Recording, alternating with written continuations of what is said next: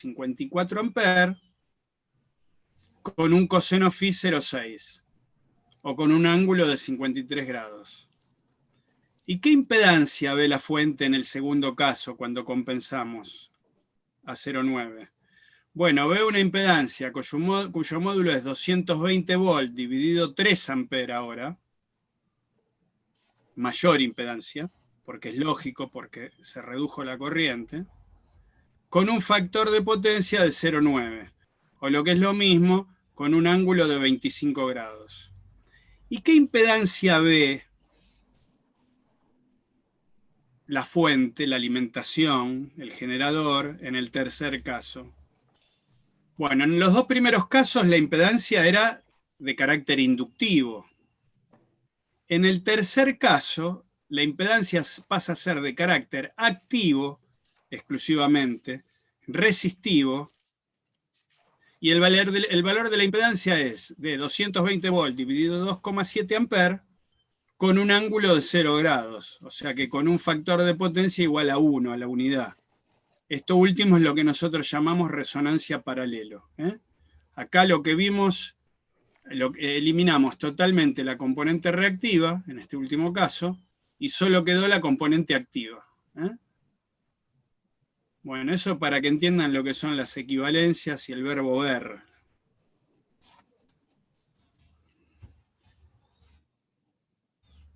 Magnetismo. En este primer esquema lo que dice acá es que la energía magnética es la intermediaria entre la energía mecánica y la energía eléctrica. Si yo tengo a la izquierda energía mecánica y a la derecha energía eléctrica, desde energía mecánica a energía eléctrica tengo los generadores. Y los que convierten energía eléctrica o en energía mecánica son los motores más los instrumentos analógicos. ¿Cuándo digo que hay energía eléctrica? Cuando hay intensidad circulando por conductores. ¿Y cuándo digo que hay energía mecánica? Cuando hay masas en movimiento. Cuando tengo masas en kilogramos en movimiento, eso da idea de que es energía mecánica. Energía magnética lo vamos a ver en 3 etapas. Esta es la etapa preliminar, la presentación. Insisto, siempre va a ser la intermediaria entre la energía eléctrica y la energía mecánica, ¿sí? Hay mínimos casos en donde en lugar de ser la energía magnética, acá tenemos energía electrostática, donde puede haber energía eléctrica de un lado y energía mecánica del otro. Pero son tan escasas los ejemplos útiles de eso, que directamente decimos, en el 99,9% de los casos, donde de un lado hay energía eléctrica y del otro lado hay energía mecánica, en el medio hay energía magnética. Bueno, acá está así, esto creo que debe ser un repaso de todos los que vieron ustedes hasta ahora, en donde dice que polos de distintos signos se rechazan y polos de distintos signos se atraen y polos de igual signo se rechazan. Eso está simbolizando acá. En este primer esquema de la izquierda dice que si yo corto 2 imanes a la mitad, no voy a tener un polo norte y un polo sur separados, sino que voy a tener 2 imanes polo norte y polo sur. Y esto hay 2 formas de verlo. Por el método de los dipolos, que están orientados o no en una sustancia ferromagnética, o por el método de las líneas de fuerza. Acá se ve claramente, con las líneas de flujo magnético, líneas de fuerza, que apuntan hacia la derecha, que si yo corto acá un imán y lo secciono en varios pedazos, cada pedazo se va a convertir en un imán independiente norte-sur. A pesar de que no hace mucho alguien ganó el Premio Nobel de Física porque logró aislar el monopolo magnético. Eso desborda nuestra capacidad de análisis. Para nosotros eso no existe. No existe el monopolo magnético. Para nosotros siempre son dipolos. Es decir, si de un polo sale la línea de fuerza es porque del otro lado entró la línea de fuerza. De donde sale la línea de fuerza decimos que es norte, y por donde entra la línea de fuerza decimos que es polo sur. como una vez más estamos en caso de situación... A ver... Espéreme un cachito que voy a contestar un mensaje telefónico y me vuelvo a comunicar con usted. Trabajando con algo que no se ve, se sienten sus efectos, pero no se ve. Hay que estudiarlo a través de modelos. Y hay dos modelos. Uno es el modelo de los dipolos o el modelo de las líneas de flujo, líneas de fuerza magnética. ¿Qué decimos que son los dipolos? Que son corpúsculos cargados con polaridad norte-sur que forman parte de ciertas sustancias. ¿De qué sustancias? De las sustancias ferromagnéticas.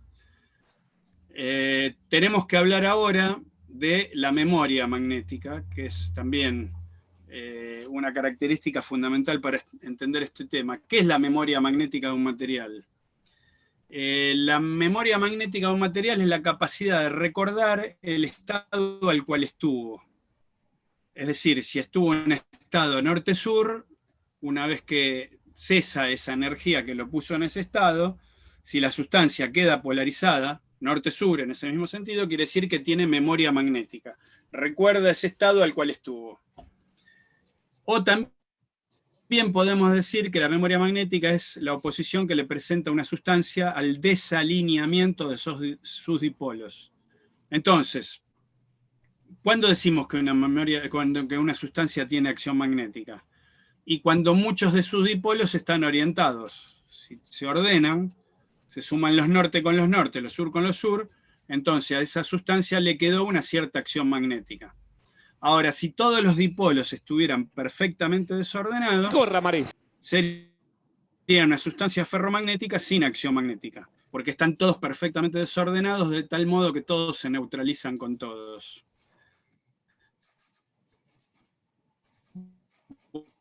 Bueno, acá, ¿qué motivos son? Otro campo magnético, un campo eléctrico, fricción, presión, calor. Todos estos motivos pueden ordenar dipolos.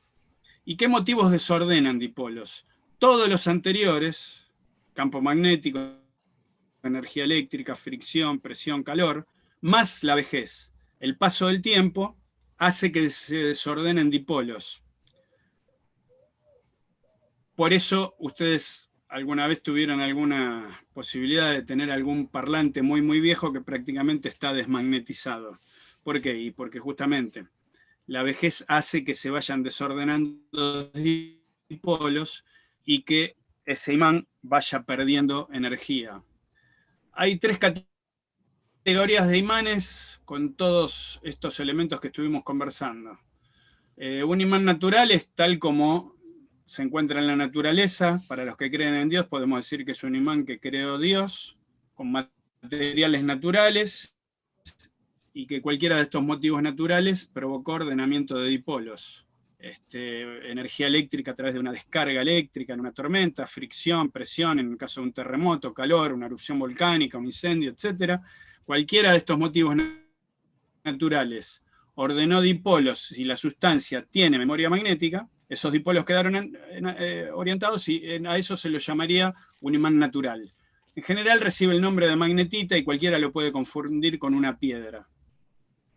O sea, hay piedras en la naturaleza que tienen acción magnética, que están claramente descargadas. ¿A qué le llamamos un imán permanente? Bueno, es un imán fabricado por el ser humano que tiene una aleación, una sustancia que resulta de una aleación, que tiene una altísima memoria magnética. Esta sustancia tiene una altísima memoria magnética, se los pone a un campo magnético muy intenso, y como tiene una altísima memoria magnética, cuando yo lo extraigo queda cargado, queda orientado. El nombre de permanente le queda un poco grande, ¿por qué? Porque la vejez hace que se vaya degradando con el tiempo, ¿sí? Pero por lo pronto es un imán que no consume energía.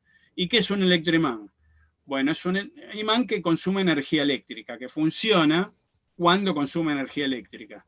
Por lo tanto, su núcleo es una bobina con un núcleo ferromagnético. El núcleo debe ser de memoria magnética nula, o de la menor memoria magnética que se pueda. ¿Por qué? Y porque yo necesito que se comporte como un imán cuando conecto la energía eléctrica, pero necesito que deje de ser un imán cuando yo interrumpo la energía eléctrica. Así que para que se anule la acción magnética, cuando yo interrumpo la acción eléctrica, la memoria magnética de este núcleo debiera ser nula. Dicho todo esto, vamos directo a instrumentos, que son los que se usarían en el laboratorio en caso de que algún día se normalice la situación. Vamos a ver los 3 tipos básicos de instrumentos análogos que se utilizan, instrumentos de aguja, que es el de hierro móvil, el de bobina móvil y el electrodinámico. El de hierro móvil tiene este símbolo que ven acá, que es como una especie de fuelle con 2 rayitas que lo cruzan en forma vertical. Y también puede aparecer acá la palabra moving iron, que en el laboratorio de la U aparece esta palabra, moving iron. ¿Cómo funciona? Bueno, funciona en forma muy sencilla. Acá tengo un electroimán y acá tengo una pieza de hierro de memoria magnética prácticamente nula. Cuando yo acá aplico la energía eléctrica que quiero medir, ya sea tensión o corriente, porque estos funcionan como voltímetros o amperímetros, entonces cuando yo acá aplico la magnitud eléctrica que quiero medir, acá se genera una acción magnética que atrae a esta pieza de hierro. La pieza de hierro está suspendida con un resorte. Este resorte cumple una función que es importantísima en los instrumentos analógicos, que es establecer la cupla directriz, la cupla opositora, o la cupla, la resistente, directriz u opositora. Entonces, el hierro que tira para abajo por la acción de la energía eléctrica acá. El resorte que se estira cuando se equilibran la cupla motora y la cupla resistente, esta aguja que pivotea en este punto, en este eje, se estabiliza y nos indica sobre la escala el valor que, si todo está bien graduado, este valor que yo indico acá será el valor que nosotros conectamos a esta bobina y que quisimos medir. Acá hay otro ejemplo, en donde el resorte tira de otra forma y acá la aguja gira solidaria con este eje. Entonces, cuando esto tira para abajo, la aguja se desplaza de izquierda a derecha. Este instrumento de hierro móvil, insisto, cuyo símbolo es un fuelle cruzado por 2 rayitas verticales, sirve para ser utilizado como voltímetro o como amperímetro. Es un instrumento no polarizado. ¿Por qué no es polarizado? Porque yo, conecte como lo conecte, siempre la fuerza es de atracción. No lo dije acá, pero siempre la fuerza de un elemento polarizado con un elemento no polarizado, siempre la fuerza es de atracción. Por eso el imán siempre se queda pegado. El sur se queda pegado en la ladera y el norte se queda pegado en la ladera. O sea, si yo acerco una tuerca por este lado de aquí o por este lado de aquí, el imán polariza el polo contrario en la tuerca. La tuerca es el elemento no polarizado. Fíjense, por aquí salen líneas de fuerza. Cuando yo acerco la tuerca, en la tuerca entran líneas de fuerza. O sea que el polo norte del imán permanente induce un polo sur en la tuerca. Y si la acerco por este lado, el polo sur del imán permanente induce un polo norte en la tuerca. Por eso siempre la fuerza entre un elemento polarizado y un elemento no polarizado, la fuerza siempre es de atracción. Entre 2 polos iguales, la fuerza es de repulsión. Entre 2 polos distintos es de atracción. Y entre un polo y un elemento no polarizado, siempre que sea ferromagnético, si yo acerco un aluminio o una madera no va a quedar atraída. Pero si acerco un hierro o una tuerca, va a quedar atraída porque siempre la fuerza es de atracción. Por eso este es un instrumento no polarizado. Siempre la acción va a ser de atracción acá. Por lo tanto, siempre la aguja va a deflectar en forma directa. Acá nunca la aguja va a ir para el otro lado. Por eso sirve para corriente continua y corriente alterna. Y responde al valor eficaz de la señal que yo le aplico acá. Por eso la escala suele ser cuadrática, porque el valor eficaz resulta de elevar la función al cuadrado. Pero es una escala linealizada. ¿Qué quiere decir esto? Que por métodos constructivos el fabricante lo que hace es que algún sector de la escala quede inoperante, pero que el resto más o menos se distribuya en una forma lineal. Son esos instrumentos que por ahí marcan de 0 a 200 volts, pero de 0 a 50 está muy comprimido y casi no hay divisiones, pero de 50 en adelante ya se empieza a desarrollar la escala de tal modo que yo puedo interpretar los valores. Eso sería una escala alineal linealizada, la que tiene algún sector de la escala inutilizada. Es un instrumento muy robusto, o sea, admite valos tratos, admite vibraciones, admite sobrecargas. Es un instrumento muy útil el instrumento de hierro móvil. Insisto, se usa tanto en corriente continua como en corriente alterna. Yo les podría preguntar, pero no quiero perder tiempo, ¿por qué en corriente continua le asignan el doble de error? ¿Qué me quieren preguntar? ¿Quién me quiere preguntar algo? Escucho una guitarra. ¿Y quién quiere cantar algo? Ah, no, soy yo, perdón. ¿Querés recitar algo? No. Pensé que tenía el micrófono apagado. Estoy practicando una cosa mientras escucho. Yo toco la batería en un grupo. Bueno, Volví perdón. Apago el mis micrófono. Mil épocas, disculpas. a mis épocas de la adolescencia. Volví. Estoy copado con la música. Estoy comprando instrumentos ahora baratos, que ahora está todo barato en dólares. Cierto.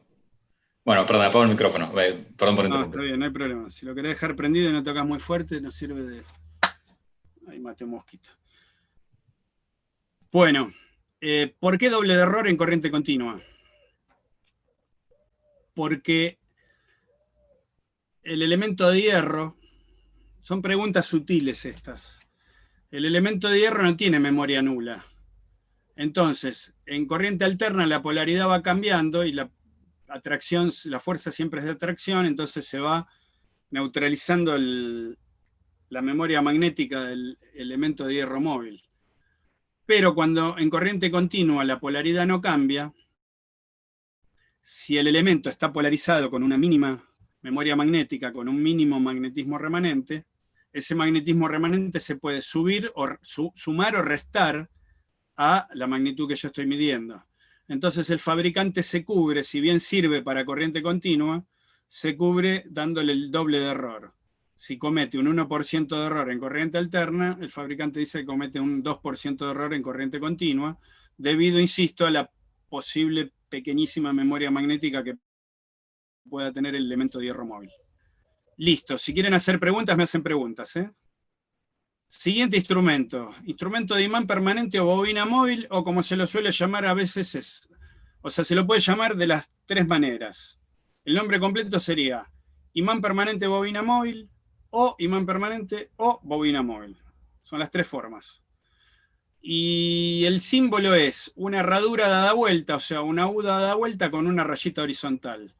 La U dada vuelta, que es la herradura, simboliza el imán permanente y la rayita horizontal simboliza la bobina móvil. ¿Cómo funciona esto? Bueno, hay una ley FBI que voy a pasar al pizarrón ahora para explicárselas, porque acá no está dibujada y ahora que tenemos el pizarrón voy a hacer un derroche de recursos didácticos.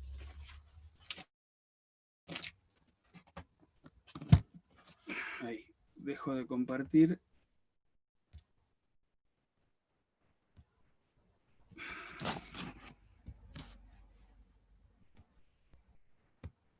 No me ves. ¿Qué le pasó? Se tildó. A ver. Igual si compartís pantalla, nosotros tenemos la opción de ver lo que mostrás con la cámara en grande. Ven igual en tamaño, pero no me deja igual moverla. ¿Algo pasó? Que se quedó bloqueada no me deja mover la carpeta. Bueno, ahora vemos. Sin compartir pantalla, igual le ven ahí el pizarrón, si lo están viendo ahí. Sí. ¿Se ve bien? Sí.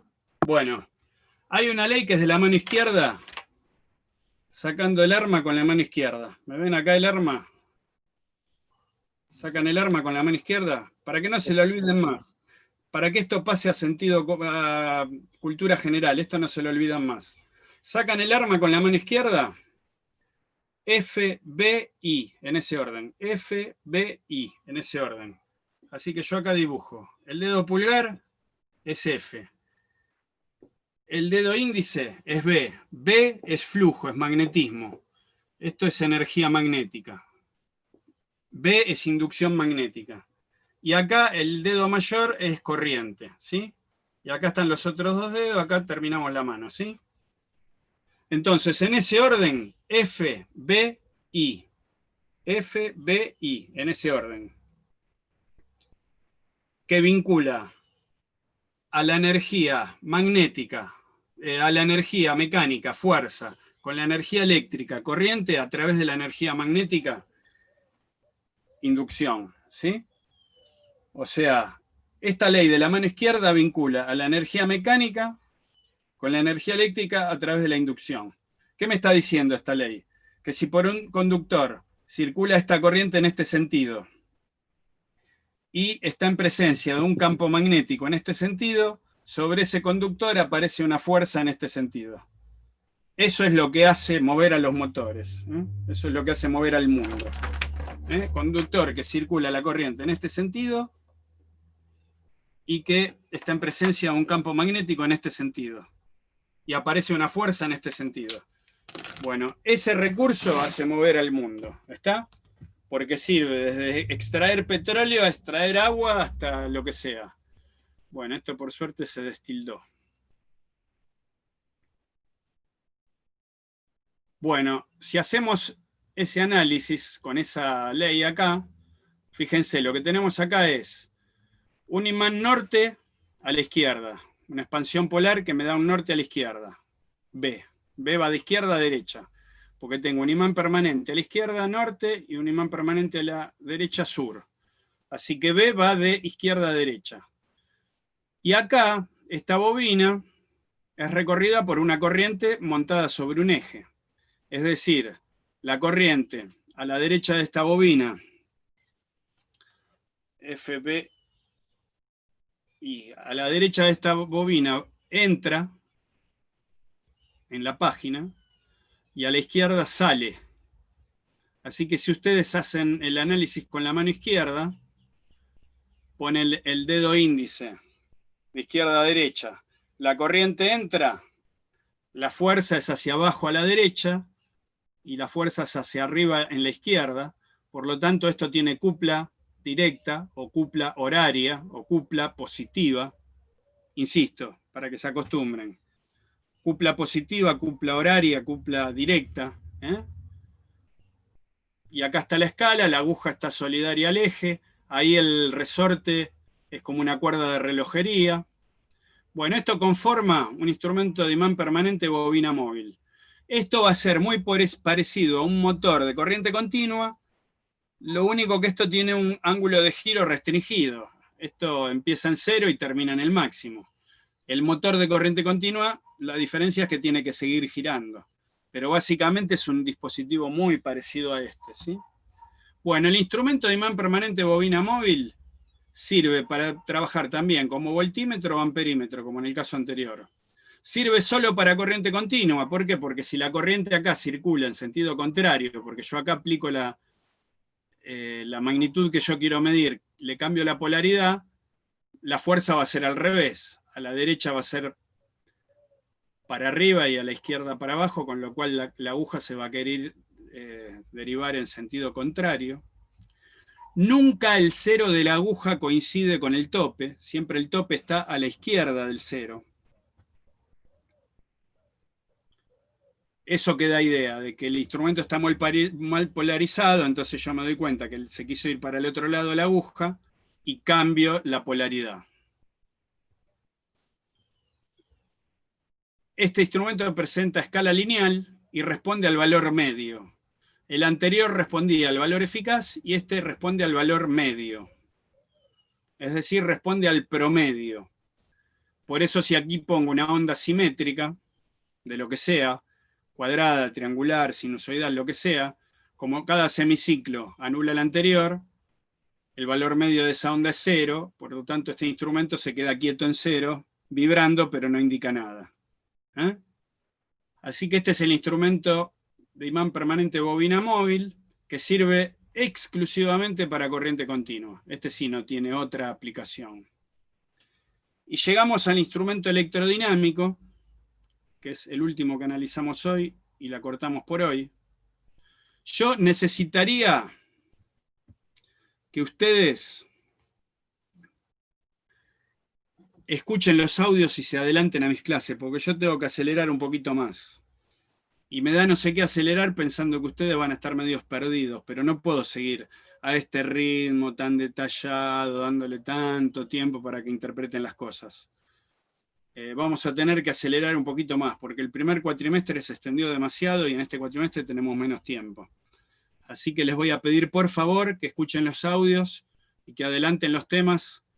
Así podemos agilizar un poco las clases presenciales, las clases sincrónicas.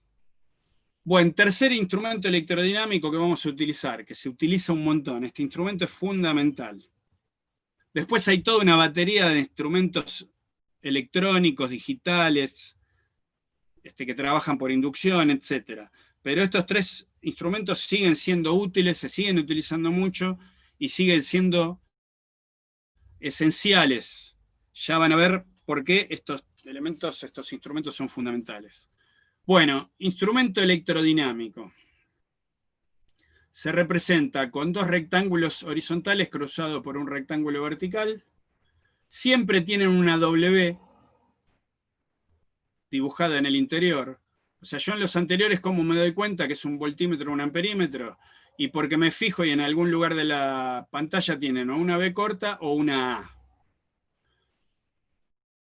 Acá lo que tienen dibujada es una W, que se corresponde con la unidad watt. Pero no siempre trabajan midiendo watt, porque este es un instrumento de una amplísima utilidad y aplicación. Y si bien se lo llama batímetro cuando funciona midiendo potencia activa en watt. Pero si no, el verdadero nombre de este instrumento es instrumento electrodinámico, que puede funcionar como batímetro, pero tiene otras aplicaciones.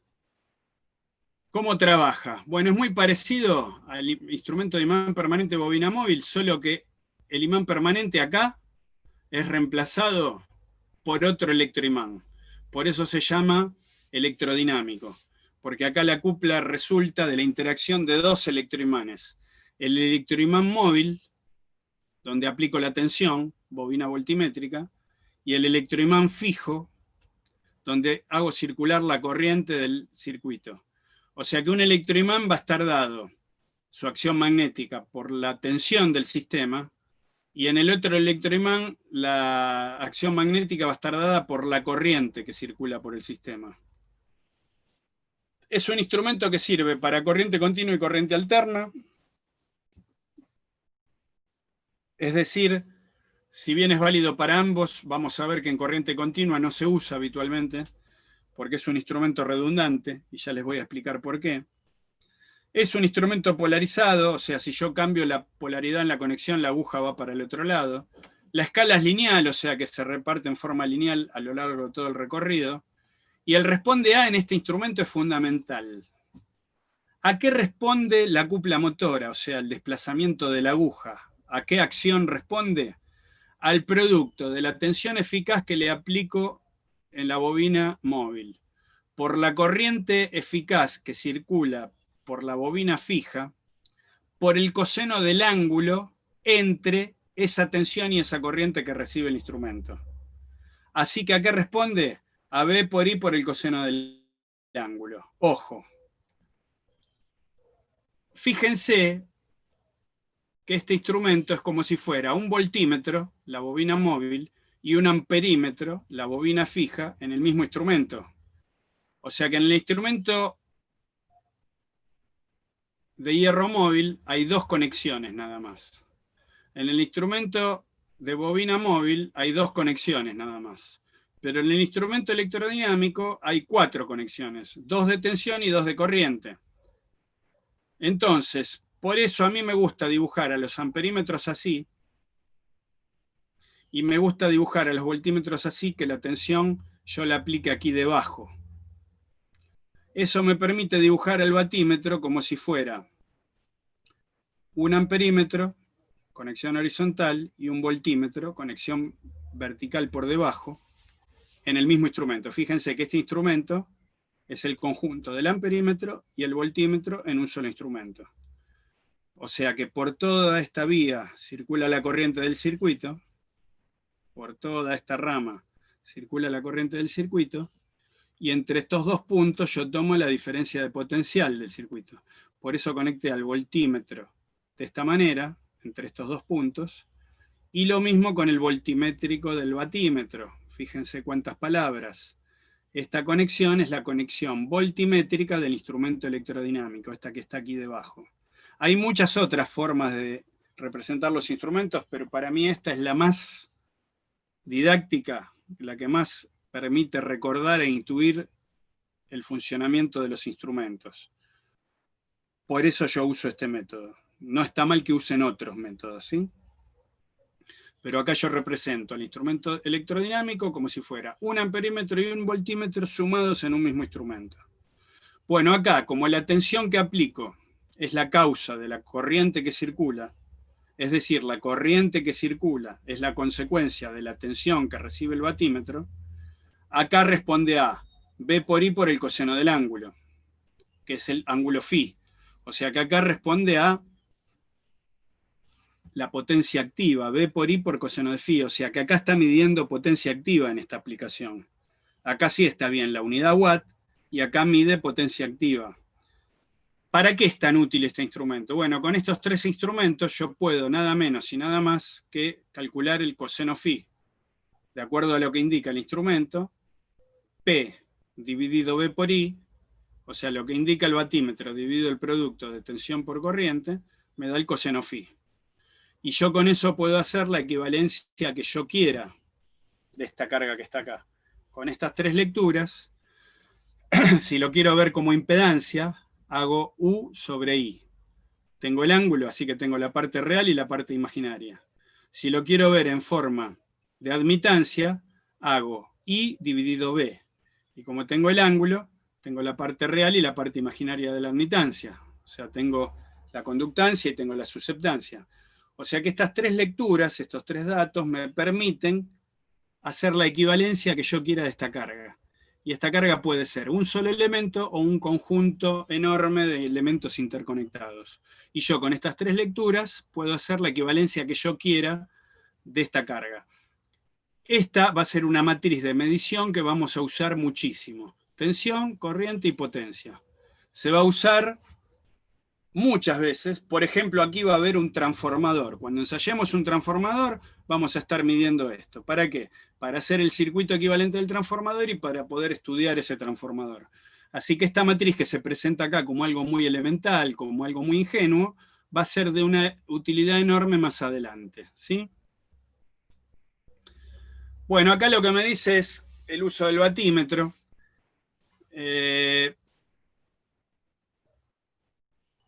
Lo vamos a dejar para la clase que viene. Así que me anoto acá que con ustedes llegué.